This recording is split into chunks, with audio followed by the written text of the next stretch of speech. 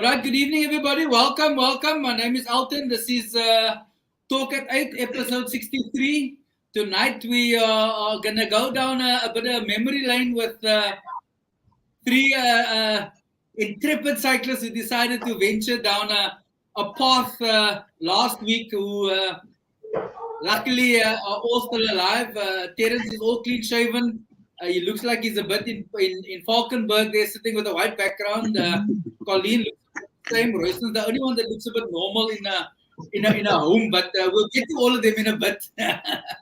So what I thought of doing is we went on a journey from Knysna to Cape Town, and I thought I'd allow these guys to share their story so you can get a sense of what it's like to be out on the open road and have a little bit of fun.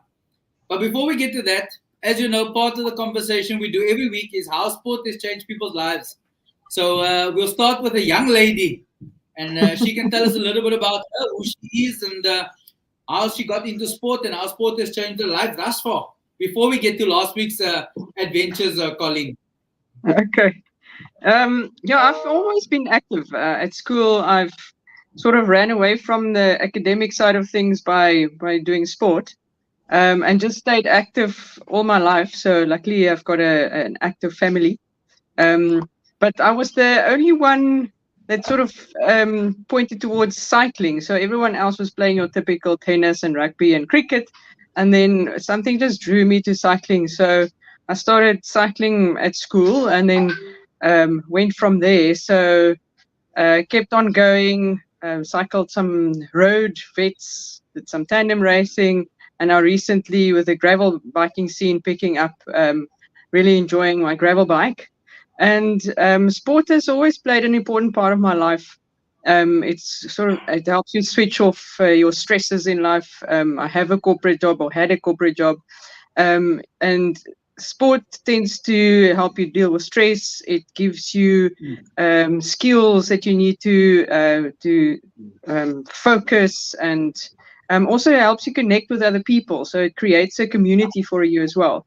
So it's a little bit of everything to help you to be a healthy individual.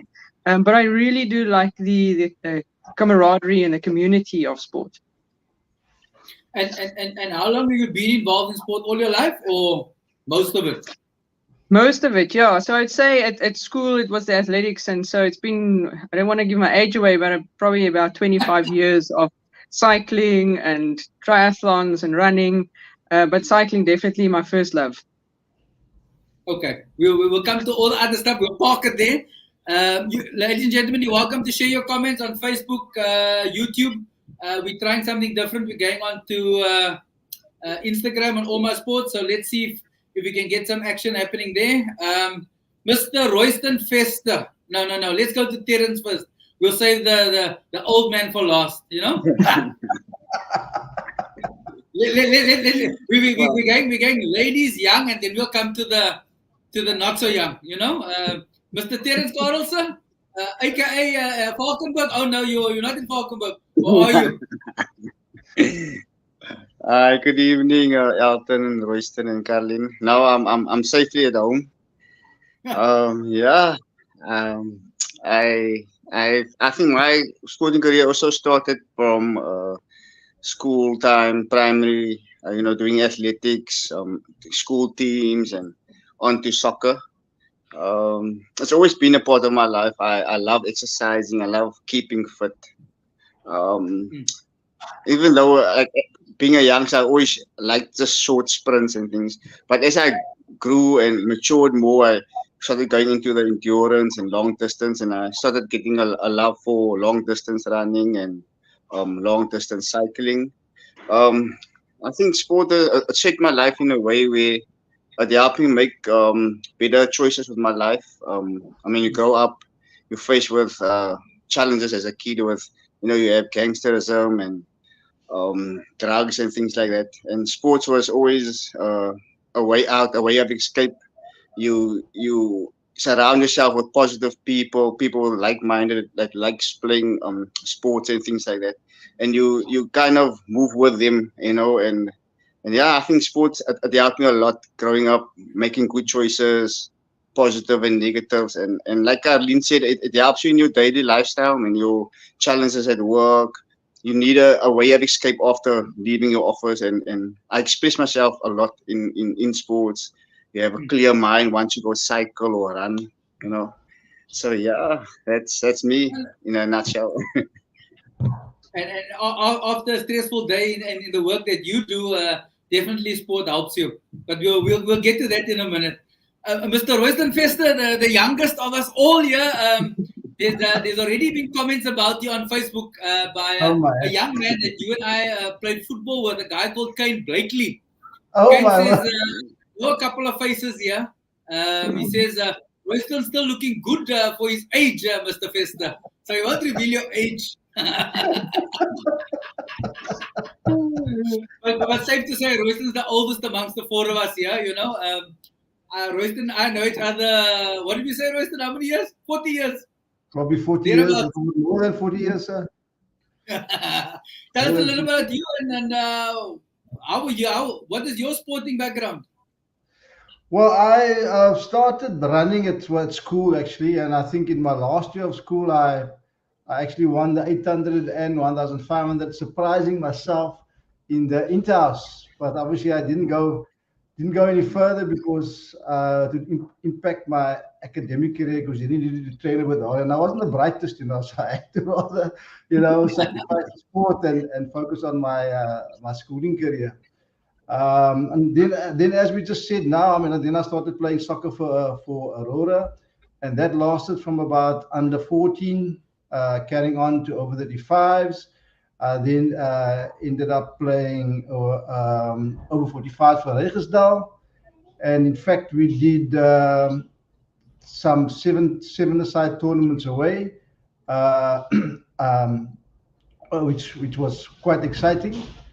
And then I also started my running career as well, which I ended up doing the likes of Two Oceans, Comrades Marathon.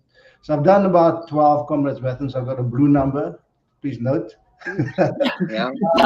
Blue number, sir. Comrades is green, Oceans is blue. Yeah.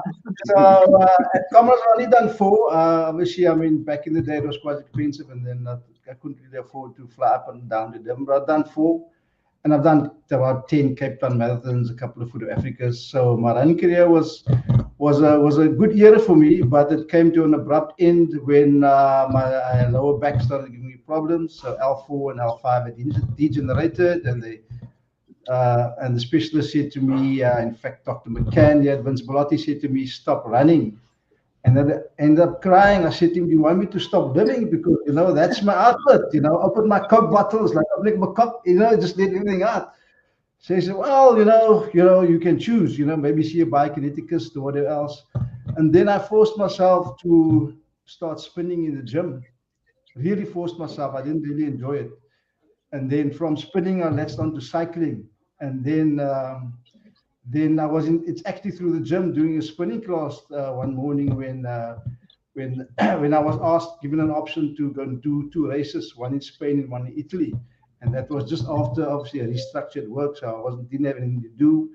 And that was a good space for me to be in, because when I came back from Spain and Italy doing those 2 races, I was like, you know, what's the fuss all about? There's a whole wide world out there, you know, to enjoy. And then, obviously, cycling, you know, I latched on to cycling. And it's I can't look back, you know, in terms of, you know, what's happening with cycling. It's been such a great experience, and if you haven't done it, you won't know what it's all about. So I urge you, you know, if you really want to enjoy cycling, come and join us, because we had great fun on our trip. Yeah. Royston, and so you're coming into the next part of the conversation. Last year, you decided to venture down a path with me after we had a conversation about joining me on a cycle from Knysna to Cape Town. Let's start there before we come to this year. What was that experience like for you? Well, that experience was phenomenal. It was different. It was my first time. I know you've done it a couple of times, but for me, it became a mind thing, psychologically. All you see is the road, and all you got to do is just ride, and eventually you end up being in your own space, going through your own thoughts. Why am I here? What's my purpose in life? You just open up yourself to discover yourself to a point that you can say, hey, this is, why did I wait so long to do this? It's such a fantastic experience. But I mean, look, it wasn't easy. I must admit, it was quite a battle, because there was quite a bit of uphills and quite a bit of downhills. I don't know why teams is coming in here. Quite a bit of downhills, and but I must admit, Elton, I thoroughly enjoyed that. Afterwards, when it was done, I really enjoyed it. Yeah. and I mean, we did a lot of cycling on the R62, and the R62 was a number for me that related to myself in terms of where I am, in terms of years. So the R62. You're giving your age away, this sir. You're giving your age away. I don't know problems. And now, Royston, I mean, I sent out the message and I said, anybody keen to come and play for a week in the mountains, and without hesitation, you like within 2 seconds of it being blue ticked, it was just yes. Why again? I don't know. I've just got this love for exercise and being out there and enjoying the fresh air. And when you said it was mountain biking, it was something different from the experience, and it was challenging at first. As you know, when we took our first ride through Newlands Forest there, I mean, luckily you guys were ahead of me. You didn't see me fall a couple of times, but I had the bruises to show for it. But that was a good starting lesson, and then put me in good stead, for the mountain bike ride in Knysna, which was I must admit, I was a bit worried. It was a bit of a daunting task. Even coming down those single tracks with all those routes, I mean, very technical. I really had to, contain myself in terms of how I approach this. But the rest of the ride was different to the ride on the road, because there we were out in the mountain, no robots, no cars, and you get closer feeling to the community in terms of how they live, because you're riding past them and I'm chatting to them just to get a feel. And it's actually, I actually feel that one should go back there again and maybe take a couple of bikes, and take some sweets and stuff, and just, go enjoy the ride this time, and just ride from town to town and just handing out things would be a great idea for me from this ride. Totally awesome. Noted, sir. Karlien, clearly Royston says he didn't enjoy the ride, because he says, next time when I go, I want to enjoy the ride. I mean, how different is that? At one stage, I thought he had an e-bike, because I'll be going up the hill, and next thing I see this bike blur past me, and I check, is it an e-bike, and then I see he's just on a big blade gunning past. Maybe we should teach him that there's another blade in front. Yeah. No, he only got a single blade, and he's got a big sauce on the back, which I've seen him use once in that entire week he was with us, and once only. The rest he was in the heavy gear. So Karlien, what was it like for you? And I mean, you and I had a conversation with Ashley about other stuff, and I just mentioned that I'm going on this, I'm organizing this trip, and without hesitation, you jumped on and you said yes. Why? Yeah, so the other stuff is we host, Dragonfly hosts events, and I'm always looking, I'm the route director, so always wrecking routes, cycling it or running it. I feel like if I want athletes to go and do that, I must have done it myself, so I at least know what I'm allowing them or asking them to do. And then you mentioned, so I've been bought myself a gravel bike, and I've been playing around with the gravel roads, but you don't venture too far. And then you mentioned there's this route that you're going to do, and it's all gravel roads, and that was the key word, gravel roads. So I thought, no, that sounds interesting, because I haven't done anything like it. I think there's so many gravel roads in our country that we haven't even ridden on, that we don't know exists. And to Royston's point, we went through little dorpies and things that I don't even think people know. If you said the word Van Wyksdorp, where that is on the map. So this trip really attracted me because we went really off the beaten track. On beautiful gravel roads, but for some of them is one that we will get to. But beautiful gravel roads, cars can drive on it, but it goes through all these little dorpies that we never get to. Beautiful mountains, beautiful countryside, and you were just pulled, or I was just pulled into being present in that moment, not worrying about the future or even the past or other things, and just being there and seeing what you're seeing and experiencing the neighborhood. And it was really nice. I really enjoyed it with the three of you as well as Peter on the route, because you engaged with the people and asked, speaking to the people, and we really looked around and stopped and actually appreciated where we were.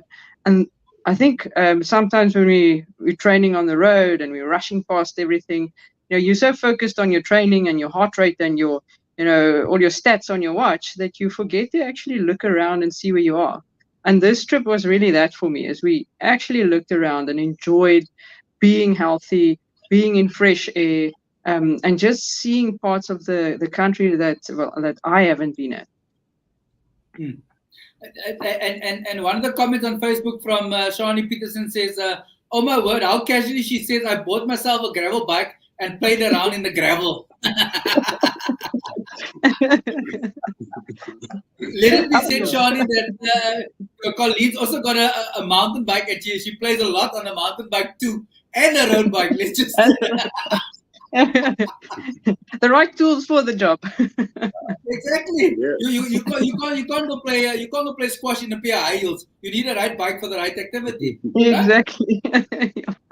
And you do appreciate it. I think Alton would talk with me. So Royston and Terence was on mountain bikes, and Alton and I on gravel bikes. I think Rooiberg, I don't know if downhill was worse for us than uphill, because we had to stop a few times just to shake out our hands because there's no front shock on a gravel bike. So that was one challenging bit on Rooiberg.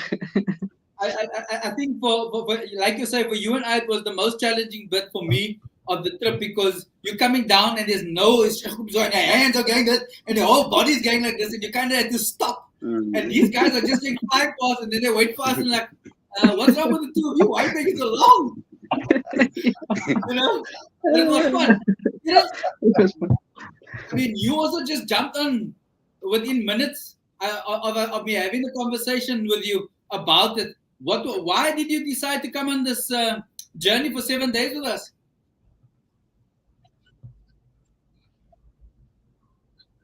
Terence? Oh, it's me. Sorry, excuse me, guys. Okay, my journey, I think it started way back already in COVID.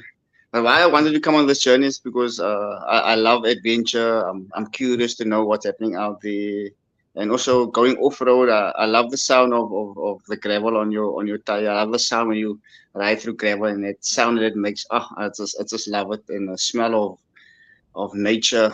It's just revitalizes you, gives you energy. So my journey started in COVID time, where a friend of mine that lives now in the UK, he's from Sabran Park. We chatted, and he was doing the Zwift, and he said, "Hey, we need to connect via Zwift, and so we can keep in touch with each other if we both cycling." And then he also told me about doing a bike tour in Europe.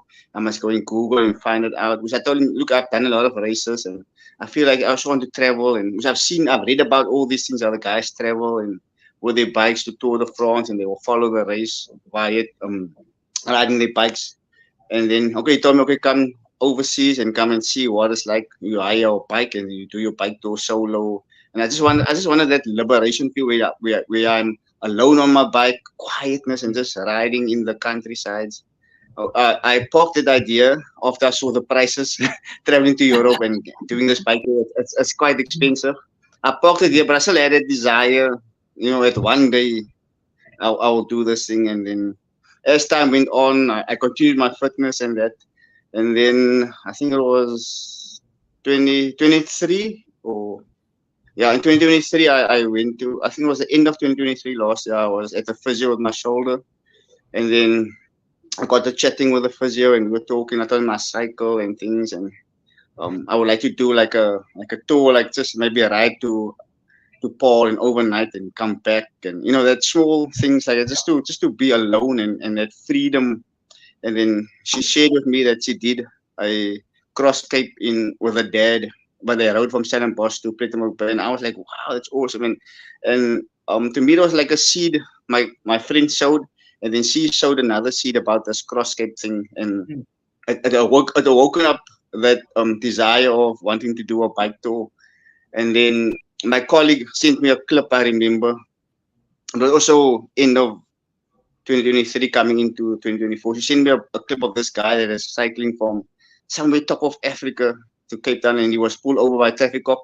Traffic cop asked him, what is he doing? And he explained about the cycling and his touring. And the traffic cop was like, oh, you're nuts. How can you be riding so long on your bike? But, they don't know what it's like when you have a desire just to cycle. And even though there's going to be some pain on the legs or on the buttocks, you out there, you're free, you're enjoying what you do. And also you're seeing your country like never before. You can't see your country while you're riding your car. You don't see it the way you see it from the back of the saddle. Then I met you, Elton. I think we just chatted. You were telling me how you drive around with your motorbike and overnight at the Dorpy and then come back the next day. And then, that also another seed was shown again. And I shared and I told you, do you know about this cross cape? And you said, I know you do know about it. You were planning this thing. And so it was like a whole, I'm gonna say like a build up and a lot of seeds that had been sowing, and some and they will just water that seed. And I didn't know that this trip would happen like so soon. I thought, okay, it's gonna be maybe like another distant future thing. Okay, I'm gonna do cross cape one day. Yeah. All of a sudden, Elton was sending me another message. Hey, we got people aboard. Hey, we're going, and yeah, we went and we did it, and yeah, it was an amazing experience. Gosh. I think my words will run up to say what I've experienced, what it's like being out there with people. Normally when I ride on the N2 with my car, I would look at the mountains, and I would always wonder what is beyond that mountains. If I walk to that mountain, what is beyond that? And that is where we were cycling. We were cycling beyond mountain ranges in small places that I didn't know people exist even. So yeah. Terence, one of the comments from Shireen Lowe says, well done, guys. Terence, we are so proud of you. Terence, Shireen Lowe says she's very proud of you. I think that's my sister. Yeah, that's my sister. Okay, so the picture, we decided that we'll go to Knysna and we'll do the 50K mountain bike on the Saturday, the 50K road race on the Sunday, and then day 1 was Knysna to George, day 2 was George to Oudtshoorn, day 3 was Oudtshoorn to Calisthorpe, and then from Calisthorpe we went to Riversdale to Swellendam to Greyton, and unfortunately we didn't get Greyton to Stellenbosch because of the storm. But let me get to some of the comments, and then we'll take it further. So Kane Blakely says, Royston, I think R300 and Vanguard Drive is the next challenge for you guys. Kane, if you do that, we're going to have speed work and not a Gordon De Beer says, hi guys, why not do it on a motorbike for fun? I don't. This is a family show, Gordon. I'd rather not answer that one. But that's all in mind. No, Terence. When Alton says something is going to happen, then it's not something that happens in the distant future. It's a now. Yeah. From Shani, Grant says very inspiring. Well done.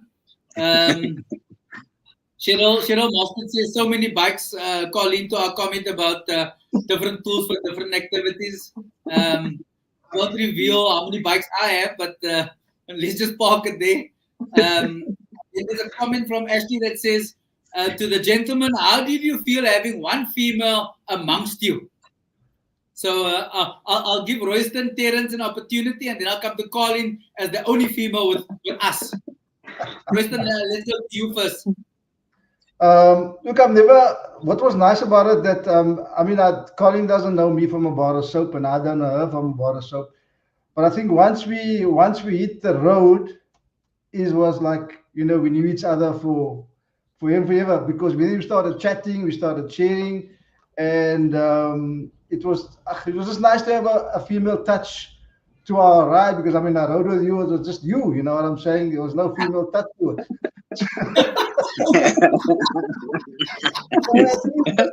I mean, we learn from each other, learn from each other's backgrounds, have lekker conversations while we're riding, and before you know it, you're in the next dorpie. So having that conversation while you're riding, you just forget about everything, and you just ride, and you just ride, and you just ride. It's so much fun. I mean, Colin, yeah, thanks for Karlien, thanks for your for your support, and thanks for your what's it called, the GI 32? Was it GI 32? Yeah, 32 GI. Something like that I took at one point in time because I saw you going faster than me. I said I must try some of yours, and that's why I couldn't pass you like that. Mr. T, what was it like cycling with Karlien? I know it was really awesome.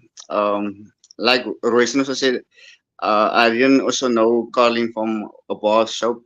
But once we got onto the saddle, it's like we knew each other. Like I said early on, when you were like-minded people, you just connect and you just go. And thank you, Karlien. You pulled me out of some dog pitches. I had to hold on for dear life when you gave me a wheel. Thanks so much. You really pulled me through especially going to Greyton. Oh, I was telling myself, just hold on to this lady.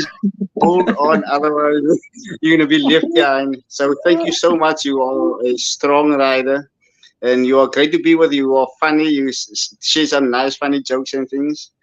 And I must tell you, I only ate a banana loaf when I got home on Monday. When I realized, hey, here's a banana loaf I Karlien put away for me. I forgot to eat it and I stopped. So I had it again Monday morning for breakfast. It was really nice. Thank you, Alton, for the banana loaf.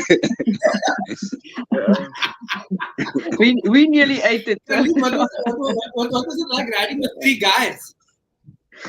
Well, I think the best way to explain it is that fateful day that we underestimated the distance. So all of us, we're now riding, and everyone's slowly starting to suffer. But you're looking around, and everyone else is still going. You think, well, if they can do it, I can do it too. And then, but meanwhile, all of us are thinking the same thing. And when we finally got to the end, Terence said to me, because the farmer eventually came to look for us. He says, where are you guys? And he said, we can jump on the back of the bucky. And we're like, no, we're cycling to the end. And then eventually Terence said, if you were going to get up, I was going to get up. And I thought, if you were going to get up, I was going to get up. Meanwhile, we just keep quiet. We just get some energy from the other people and you just keep going. But okay, luckily it was just the one day that was tough at the end. But I think we had good camaraderie going. We were just learning from each other and getting energy from each other. And I really enjoyed the jokes and Royston and Peter really coming up with things I've never heard of. But really keeping the spirits high and keeping there was no difficult people or difficult conversation. It was just all of us having fun. And I think because we all enjoy cycling, we all enjoy nature, it was just this common theme that we were all enjoying together. But yeah, I can definitely recommend, if anyone listening is looking for a trip, to go on a trip with these three guys is definitely worth it. and that's not a paid commercial. That's from our own mouth. Look, I think it was. There were dark moments where we all suffered quietly, like you say, and there were moments where we all just kept on going and we just did what we needed to do. And there were moments where none of us were together. There were times where we all rode together, and there were moments where we were all just in our own little world. I mean, Karlien went ahead. Royston came flying down past us, and he stopped and he took a photo and interview. Terence is, as Peter said, Terence would ride and then he stop and like he's in his own world, checking the views, and we just carry on and then we regroup. And that was about. It wasn't about like a road race, exactly what you're saying, Royston and Terence, even Karlien. It wasn't about that we needed to get from A to B as quickly as possible. We enjoyed the view. We enjoyed the difference of riding in nature. Without that, we knew we needed to finish before sunset or before the rain in some cases. But we knew we needed to finish, you know. Ashley says, Karlien, be proud. You accomplished more than some. I must admit that it was at 19:30 on Wednesday, and no word from you guys that I thought Alton had kidnapped you lot. Actually, that was the day we had a sense of humor failure when we were riding in the middle of nowhere on a gravel road with just the lights of the bucky, and everybody had to stop at one point and wait for Peter to catch up, so we had lights to see where we were going. So we'll play that clip in a minute, but before we get to that clip, I saw a message. Liesel says, good evening, everyone. Your trip was awesome to watch, especially the interaction with the youngsters that you inspired. So on that, I'm going to play this clip.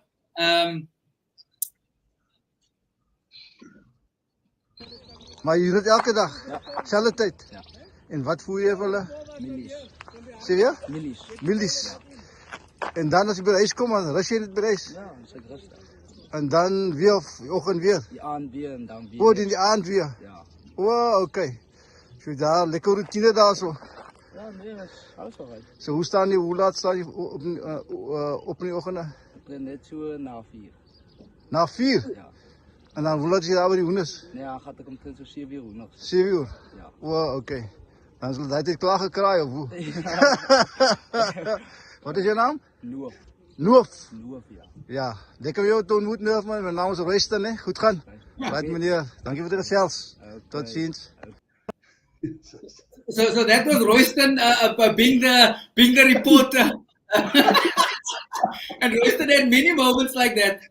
But Royston, I mean, that bicycle is a Quebecer bicycle, and as I explained to you guys, the Quebecer bicycle comes along from 2010 when we distributed it out in the Karelsdorp area and surrounds for people to commute to work and school. What was it like for you guys to see that guy, firstly, at 8 o'clock in the morning, no gloves, no nothing, and here we got multiple layers on gloves and everything. What was it like for you guys to see that kind of experience, that raw kind of farm life? Any one of you can go. I think from my perspective, I'm chatting to him. I mean, I was like totally amazed how he wasn't shivering or anything. You know, he was just going about. It's like the norm for him. You know, just he had no cycling kit on. He had no nice mount. He had no nice shorts on. No padding. Nothing. All he was doing raw. You know, it reminds me of those westerns, you know, where the Indians ride on a horse without a saddle. That was the kind of impression I got from him, and he was like totally chilled, you know. I'm just going about, and he was happy about what he was doing, and he enjoyed what he was doing. You could just see on his whole demeanor. Yeah. Royston, Liesel says, excellent reporting there, sir. Terence, what was it like seeing that kind of experience?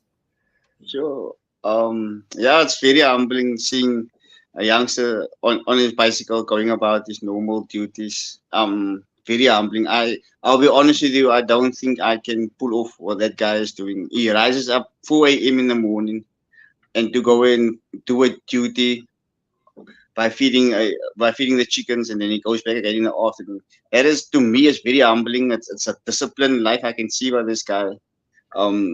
Getting up so early. I mean, I struggle to get up in the morning. It's cold. I'm complaining and things like that. And where I can get into a car and an aircon, but this guy, he gets up and goes and he go do his job on his bicycle. He's smiling. He can still take some time out and chat with us. He didn't say, nee, wag, ek is besig, ek moet my werk gaan doen nie. He stopped and he chatted and he went on, and with a smile, you know, so it's humbling seeing that, really, really, really. For sure. Karlien, for you, I mean, you come from outside of the Western Cape. What was it like being in the Western Cape and seeing these kinds of things happen? Yeah, what was interesting is so that was one of the interviews. I think Royston did another 20 or so. But what was interesting is I don't think those kids and even adults see a lot of bicycles and kit and all the latest, developments in sport. So that bike and the clothes is probably all they know. That they don't know there's anything else out there. So they would look us up and down and just admire these bicycles with more than one gear and look at our kit. And we're still frozen and they don't even wear a beanie or anything, let alone a helmet. But that's all they know. So they're happy because they don't know any better. But I suppose even if they knew better, they're just happy.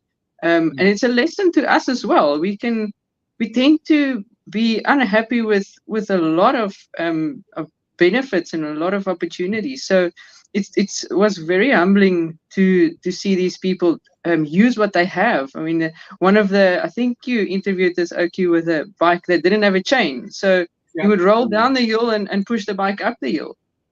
But that's all he had, so you make do with that. So it's quite humbling to see these people and how they use what they have. 100%. And Liesel says, what touched me was when you asked the young boy what he wanted to be when he grows up, and he said, the army. It's good to hear that people still have dreams. Royston interviewed the one guy and he said he wanted to be what? A fireman, Royston. Yeah, look, it got better. I started with the policeman and then it became the army, and then the last one said I want to be a fireman. So yeah, Look, and what was interesting is that every time we spoke to people, it was like to what you're saying, Karlien. It wasn't like people were affronted by us. They welcomed us and always wanted to engage with us. Even that guy and the two guys we used out to secure their clay on the top of the hill there, Royston. They wanted help, but and we offered help. It wasn't like Nieman here. We got this. They were willing to say, sure, help us, Yes. And even when we got to a particular farm, when we got there, we were told, is your bakkie 4x4? And my answer was no. They said, don't move. Leave your bakkie here. Which led us to this particular clip, which many of you will know. Let me go back there. Let me try and start this clip at the very beginning.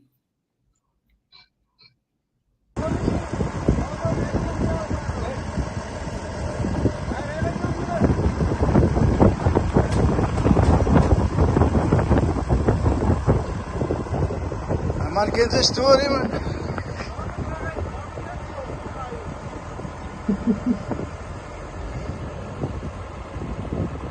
Man kent zijn story, meneer. Ja.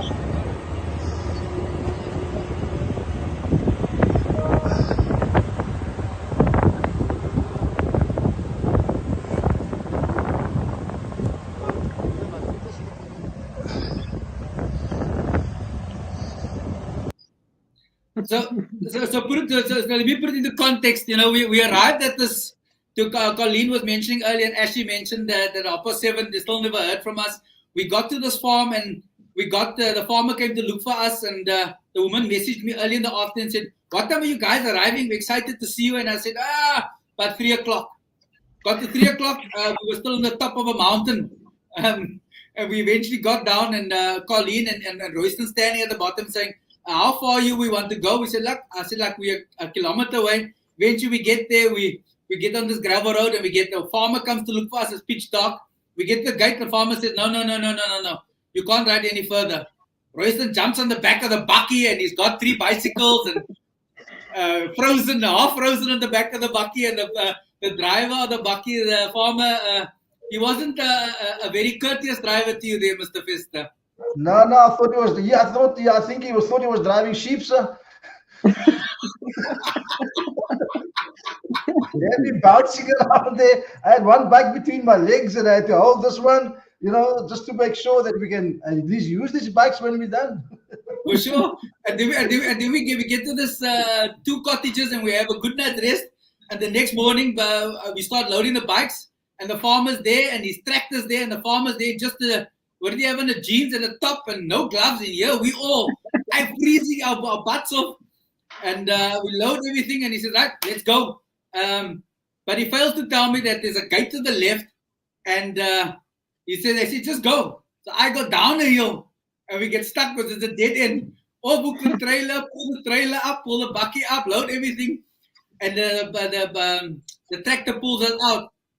What was interesting for me was, Royston, when you guys were doing that video, I was in that bucket holding on for dear life, hoping this tractor is going to get us out and the bicycles. But it felt almost like I was in a hearse pulling it. The trailer felt like it was the coffin and you guys walking behind, almost melancholically all behind slowly. And I think, it's what was that experience like for you, having the hospitality of people we don't know in Riversdale coming on board and saying, well, let us help you get out of here, and even taking us a different route because the roads were washed away? Have you guys experienced stuff like that before? Any one of you? Yeah, I think that hospitality for me was, look, firstly, that farmer there knows his stuff. He knows exactly, what's happening in his world. I mean, he knows exactly what's where on his farm, and he could direct us, as to where we should go. And I could see that he really loved what he was doing as a farmer, because he said to me, "Kyk hoe die man om my gasie opgemors." So it showed me, he's got this, if you farm or something you love, if you have an animal, you love that animal. He loves that ground too, like you would love somebody else. So I could see that he was really passionate about what he was doing, and that he knew exactly what was where on his farm, as I said, and he knew exactly what to do in that situation. He said, "Now don't do that, do this." And once that guy got to the tractor, and Elton, you were still trying to tell him, he said he knew exactly. He also knew, how to drive this thing. It's not just a matter of getting in the tractor. He knew, So and the way they just embraced what they needed to do. It's like, this is nothing for us. Absolutely. Karlien, from your perspective? What really hit me, and I think it's probably over the whole trip as well, is just the impact of nature on our trip, because it was gravel and off-road. You're more impacted by the weather than on the tar road, because that's specific. So we were pulled out and we had to go diverted a different route, because that road that we cycled in and we were swearing the ground, that was completely washed away apparently. So we had to completely take a different road, and we didn't even think about it at the time, but then the next day you realize, well, actually now no one can cycle on that road that we just did. And I mean, the second day was Montague Pass, and we thought, how bad can it be? There was a sign up saying no entry, and we've ridden on roads before where the car can't go, but the bikes can go. But Montague Pass is completely ruined from weather, from rain washing away the roads, and the devastation it causes, and bridges being washed away. So and I think farmers and those communities are very much faced with that all the time, and the impact that nature and climate change and all of that has on their lives, and how they have to just make a plan when that happens. It was quite interesting. Definitely. Terence, from your perspective, I mean, you're a city boy. Now you're coming into the country, you're experiencing all of these things, and a tractor. Yeah. When I saw all these things happening, I was telling myself, "Oh, this is like a real farmer. I'm meeting a real farmer guy. This is like he got on the shorts and he doesn't have much clothing on. He's riding around with a what is this? Quad bike. Tractor, not a tractor. What is this? Quad motorbike, quad bike thing. He's driving around. He knows what is happening. He knows where to go and where to turn. And it was a massive farm. It was so deep in. And I remember him still giving us directions. He gaan hier, he draai daar, he gaan daar, he gaan hier en daar. And just seen a camera and he daar langs gaan. And I'm like, wow, this guy knows his job. He knows his farm. He knows every turn, And I was thinking, wow, this is like a real farm I'm actually meeting. Because I've never ever met a proper farmer. And this is as proper as you can get. He's out there in the field. It's I would get lost. I mean, even if we drive in the day or ride around with my bike, I would really get lost because he's got a massive farm, and he as a big job he's carrying out there. You know, I mean, he will probably know even who's on his farm and who's not on his farm because this guy is he knows his thing. Yeah. So for me, coming from a city and experiencing this, it was totally new to me, new, and it was amazing experience. Like and seeing a tractor pulling out a car and things like that, it was awesome.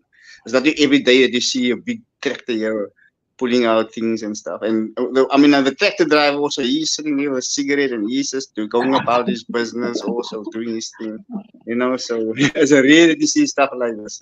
Yeah. So let me ask all of you this question: what was the highlight of the trip for each of you? What was the highlight?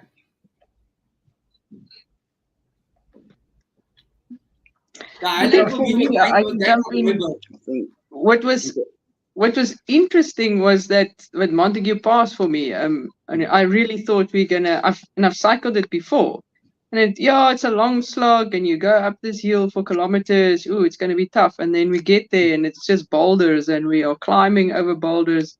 An hour ride became a 2.5 hour push your bike, but it made us really slow down, and we were looking around and just taking in the waterfalls on the other side of Outeniqua Pass, and we were stopping and taking photos more than we were actually pushing our bikes. But it really just slowed us down, and I think it was good that it happened at the beginning of the week because it just made us be present and just enjoy where we are.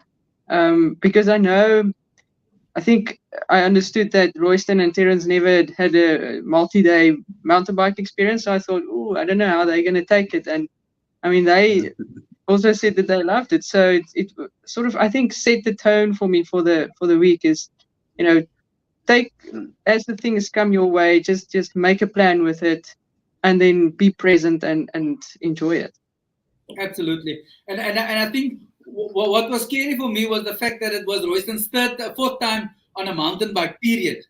Let alone a multi-stage mountain bike event. It was his fourth ride. We took him out, Terence and I took him out the week before just on a crash course, literally, excuse the pun. As he said, he fell a couple of times in the dark. It was an early morning ride in the dark. Then slapped back into a 50K ride that was in Knysna, that he was blown away by all the technical stuff. And then coming onto this was that for me it was a concern from a technical perspective, but from a rideability perspective, I knew that he could handle it because he's got the mileage and he's young enough to understand that he can push his body as hard as he wants. Royston, what was the highlight for you of this trip? Well, I think there was probably a little more than one highlight. I think the highlight for me was going up Rooiberg Pass, and there Terence, we chose not to take any photos. We just went. We said to each other, "Hey, we're not stopping on this pass. We're not getting off for any photos." And we just climbed out that pass how can I put this? We ended up enjoying it because I mean, what did you see? You saw bokkies, no? Did you see bokkies, Terence? You said you saw a bokkie? Yes, one bokkie. Yeah. Yes. I remember one saying. bokkie. You didn't have a dress on, eh? On 4 legs, not the one on 2 legs. Say again? The one on 4 legs, not 2 legs, not that kind of bokkie. So I think for me that was probably one of the highlights, and of course the one that Karlien mentioned in terms of going up Montague Pass, that was also quite challenging. But I would agree that I'm glad that it happened then because it put it well in my case it put me in good standing for the next challenges that were coming, because that was actually quite difficult to push your bike and then hop off and then hop on again, and then sometimes you don't get your pedals out in time. Like with me, I mean, I took a tumble, which wasn't. I had a bit of a soft landing there, but that was, but that was all part of the fun for me in terms of learning a little bit more about mountain biking. But I think that from my perspective, Rooiberg Pass was probably my highlight in terms of getting to the top And at the end of the day, knocking off 2,500 meters of climbing. I mean, that was my highlight. Besides the fact that we jumped over the fence, Terence, to get away, to go ride our bikes. That was the other highlight. I didn't record that. I'd have loved to have recorded. I only thought about it afterwards. But yeah, it was a great experience. Royston, I'm glad you admit that you're not the only person that fell on Montague Pass. Follow my eyes, don't look now. Maybe someone can tell us about his adventure falling, trying to take a photo. I'm just going to put it there.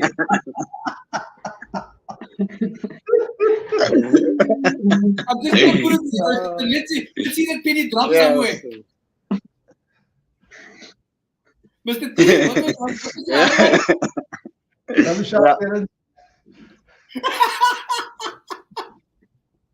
Okay, it's freezing. I was freezing a bit there. I think my phone is freezing, but yeah, thank you, Alton, for bringing that up. Yeah, there was quite a lot of highlights, but the Montague Pass one, yeah, I also had a fall there, and if it wasn't for the fall, I think Alton and myself, we wouldn't have seen this little train coming past there. So what happened is that I was riding ahead. And I came on the pin, and I got so excited because I saw this bridge out of nowhere. Like Alton said earlier on, like I'm a real city boy coming into the countryside, and you see things for your first time. You get so excited, like you want to take pictures, you want to do something. You see something. So I saw this bridge there, and I quickly unclipped with my left foot, but my right foot wasn't coming out, and I'm starting to get up because I saw this bridge, and I want to take a photo. And then I see that I'm gonna fall, and I just allowed myself to fall because there's nothing you can do, and I just went down. It hurt against my knee. I lay there for long. Alton came and he could see in the distance. What's happening? I said, I had a fall, a very silly fall and stuff. But in that fall, we started taking a photo and video, and a small little train passed there, and that fall helped us now to see it, and there were some people in the small train, and we spoke there, shared some words. It's also a pity we didn't take a pic with them. It's only after when we left, And then my other was also Rooiberg. Rooiberg is a tough climb, but the views was breathtaking. I was blown away when I looked to the side or to the back and see what's behind me. I'm like, wow. And also, it's also nice because it's zigzag. So when I would look ahead and I'll see the Karlien is going that way. I'm like, okay, that means the route is going to be climbing zigzag. And it reminds you when you watch like Tour de France and you see how these guys are climbing in a zigzag way. And I know a lot of cyclists, when they see the routes like that, they always say, we want to ride that. I would love to ride that Alps and those type of climbs. And Rooiberg is such a ride like that where you climb in a zigzag formation, and it's awesome. It pushes up the heart rate. But I'm telling you, the rewards are very rewarding. The descending, going down Rooiberg on the other side, it's beautiful. That was my highlight. And like Royston said, also the prison break we did in Swellendam, jumping over the guy's gate there to get out. Yeah, we could also record that also. That was also a highlight, just jumping over. And it was cold, and we just needed to start cycling. I mean, I was starting to lose, positiveness. I needed to just, hey, come, let's just go. And we jumped over, and we were gone. But yeah, what an awesome time. Look, I think Rooiberg for me was the highlight purely because when we got to the top, our good man Peter was there, pointed out something that Karlien and I saw that Peter picked up. On the side there was a shrine of probably 100, maybe more rocks, Karlien, of people. Wow. And the theory was when you get to the top of Rooiberg, you say a prayer and put a stone there. Karlien, what was your comment when you saw those stones? Can you remember? Well, afterwards I said there were a few very big stones there. So I said a few people had massive prayers, and then you had little pebbles. So some people had small prayers. But we finally got to this the farm where we were pulled out. I said I think I should have put a bigger stone on that heap that I did.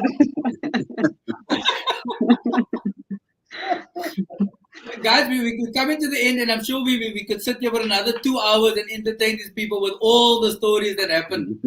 In closing, my question to you, we read a comment from Shani first. Shani says, Thank you, ladies and gents, for taking us along your journey and bringing out travel and being our travel magazine and also introducing us to these little dorpies. Thank you for coming back tonight and giving us an insight into your different experiences. Salute to you. So my question to each of you in closing is, would you do this again, number one? Number two, and why would you recommend anybody to do, not necessarily this trip, but to do sport? Maybe a trip like this, but more particularly around sport. Any one of you can go.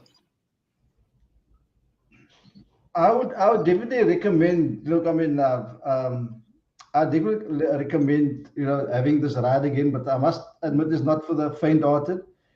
And with regard to sport, I mean, sport brings out camaraderie. It brings up togetherness. Even you can see with our rugby winning the World Cup. I mean, what that brought out to the nation. And that's something similar that we kind of experience. And you get to see all these little towns that you never stop or dream of stopping by. And I forgot to mention that in our first trip, Elton, I mean, that's the first time you actually took me to a place I've never stopped before, and that was Ronnie's sex shop, believe it or not. Always went past there, never ever stopped there. And I mean, the point I'm trying to get across is you see things that you would never see when you're in a car, and that's the advantage of getting on your bike and just go. You can stop wherever you want to. You can't do it in a car. Definitely. I mean, Terence, from your perspective, coming into Oudtshoorn, I remember one particular comment, Terence saying, "Yes, better ostriches here, but this farm, I went to the wrong ostrich farm when I came to Oudtshoorn with my girlfriend." Because you never been to Oudtshoorn from the opposite side. For you, Terence. But it could be because all those ostriches were running. It was amazing. Exactly. Yeah. It's amazing to watch, you see. Now I know where to take which ostrich farm is the best farm to go to. But it's amazing rolling into towns on a bicycle. It just feels so. It feels like you're just on top of things, man. Because you're coming into a town on a car, and you're rolling in the town on a bicycle, and you feel like you this professional cyclist entering into this town. It's just awesome. I came into Refuge on the end, and I was telling Royston, wow, we are riding in Refuge on the end on a bicycle. Normal people arrive at Refuge on the end in a car, and that is your first stop, and you need to stretch your legs if you're tired. Yeah, we are rolling into different dorpies on bicycles. That to me is amazing, and that's why I would recommend this type of trips, this one or any other trip on your bicycle. To see your country on a bicycle is just amazing. You see things that you've never seen before, and I think sports takes you places. Sports help you to connect with other people. It gives people hope also. There is people that is watching us or watching you. So I would always recommend sports in your lifestyle, and it just makes you a better human being, and it takes you places. Serious, it does it. Definitely. Karlien, from your perspective? So for your first question, I'll definitely do it again. So already sign me up for the next one. And then sports in general, I think it stretches people. So whether you need to learn to, it pushes you sometimes out of comfort zones, and you need to learn that you can actually do a lot longer or further than you thought, or how to deal with things that you didn't expect, the unexpected. How do you deal with things or fix things on the go, or how do you engage with people? So it's sort of in all little spheres pushes you out of your typical comfortable life, and teaches you how to deal with things. And that many times I've seen that it shows people that we can actually do a lot more than we give ourselves credit for. And the more times you do it, it's like a muscle. The better you get at dealing with stress, engaging with people, and pushing yourself a little bit further every time. Absolutely. And as she says, that's how she feels about swimming. She'd much rather swim from Knysna to Cape Town than ride a bicycle. And as I said to Ashley, we can arrange that. We'll put a pool in the back of a trailer and she can swim the entire way from Knysna to Cape Town. You can swim uphill and downhill. Exactly. Go with the tide, Let's hope it's not as rough as Rooiberg when we come downhill. Yeah. But a rough seas there. But guys, I must thank the three of you and also Peter, because without the three of you and Peter, the trip would not have been as much fun.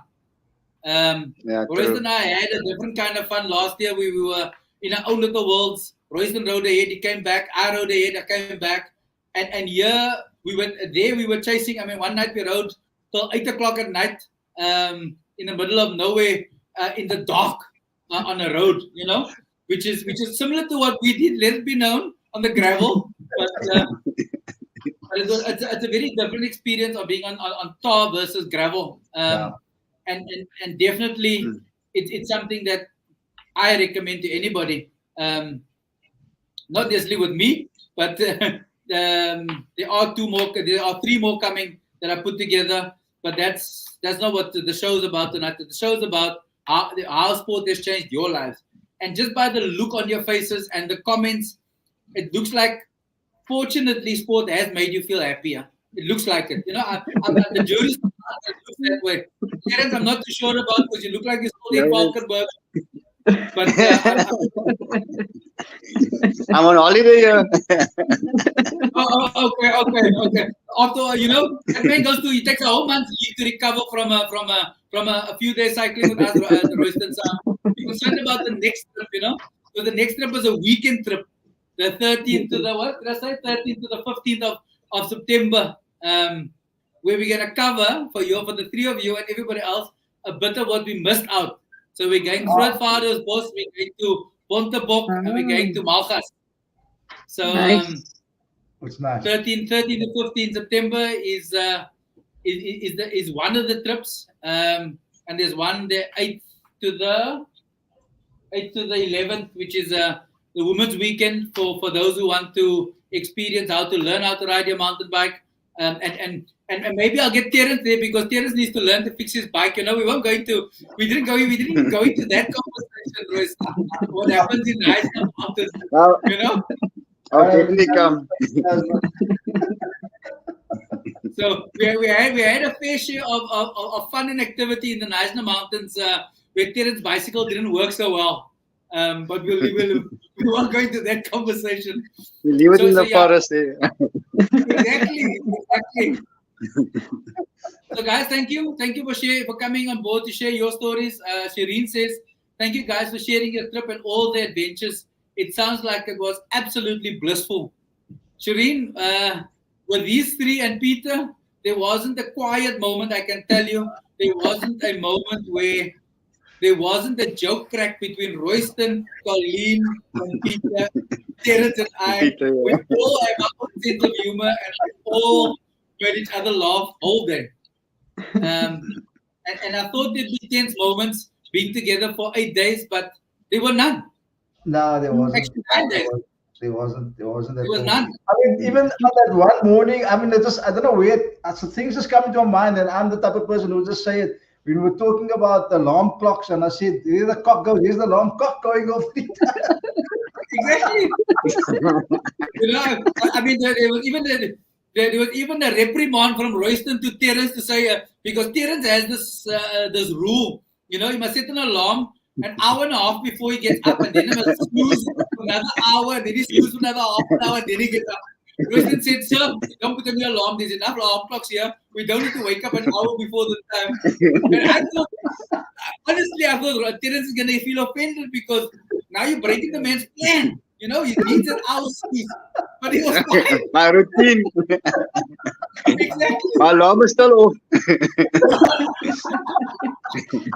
You've been cured. Until he goes back to work 1st of August, a different story. But everybody, thank you for being part of the show. Thank you for being part of our week. Thank you for your comments on social media as we posted. I know Royston posted a bit, Karlien posted, I posted. So thank you for being part of the conversation, and we look forward to you joining us again next week for Talk at 8, where we have another panel of guests talking about how sport has changed their lives. And those of you in Cape Town, particularly, I know it's going to be cold and miserable over the next couple of days. So be safe, stay indoors, and look after yourself. Enjoy sports. See you soon. Ciao. Ciao. Bye.